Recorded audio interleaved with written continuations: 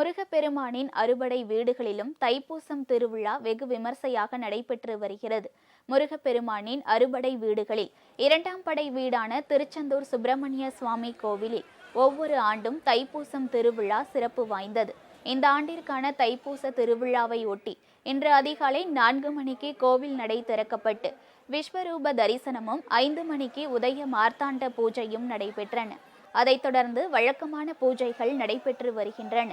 தைப்பூசத்தை முன்னிட்டு தென் மாவட்டங்களிலிருந்து பல்லாயிரக்கணக்கான பக்தர்கள் திருச்செந்தூருக்கு பாத யாத்திரையாக வருகை தந்துள்ளனர்.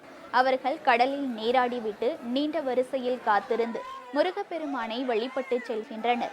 திருச்செந்தூரில் எங்கு பார்த்தாலும் மக்கள் கூட்டம் அலைமோதி வருவதால் மாவட்ட காவல் கண்காணிப்பாளர் ஆல்பர்ட் ஜான் தலைமையில் 800க்கும் மேற்பட்ட போலீசார் பாதுகாப்பு பணியில் ஈடுபட்டுள்ளனர்.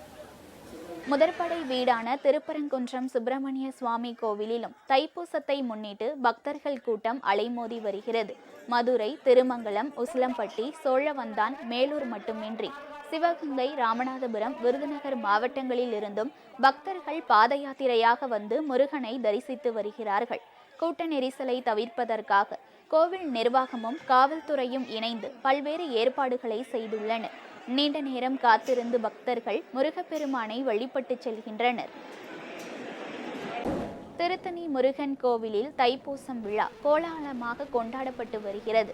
அதிகாலை 4:30 மணிக்கு மூலவருக்கு சிறப்பு அபிஷேகம் நடைபெற்றது. அதைத் தொடர்ந்து தங்க கிரீடம், தங்க வேல் மற்றும் வைர ஆபரணங்கள் அணிவித்து தீபாராதனை நடைபெற்றது. பக்தர்கள் புஷ்ப காவடி, மயில் காவடி, பன்னீர் காவடி எடுத்து தங்களது நேர்த்திக்கடனை செலுத்தி செல்கின்றனர். ஒரு சில பக்தர்கள் முடிக்காணிக்கை செலுத்தி வேண்டுதலை நிறைவேற்றி செல்கின்றனர். முருகப்பெருமானின் அறுபடை வீடுகளில் 4ஆம் படை வீடான சுவாமிமலை சுவாமிநாத சுவாமி கோவிலில் தைப்பூசத்தை முன்னிட்டு காலை முதலே கூட்டம் அலைமோதி வருகிறது. ஆயிரக்கணக்கான பக்தர்கள் நீண்ட வரிசையில் காத்திருந்து அர்ச்சனைகள் செய்தும் தீபங்கள் ஏற்றியும் சுவாமியை வழிபட்டு செல்கின்றனர்.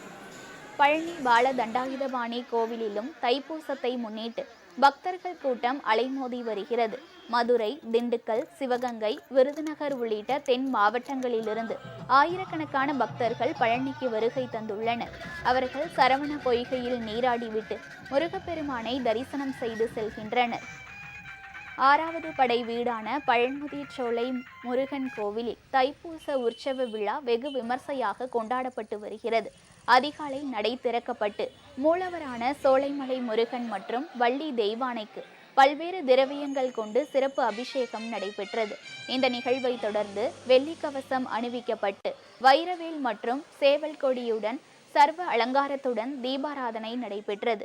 இதில் ஆயிரக்கணக்கான பக்தர்கள் கலந்து கொண்டு சுவாமி தரிசனம் செய்தனர்.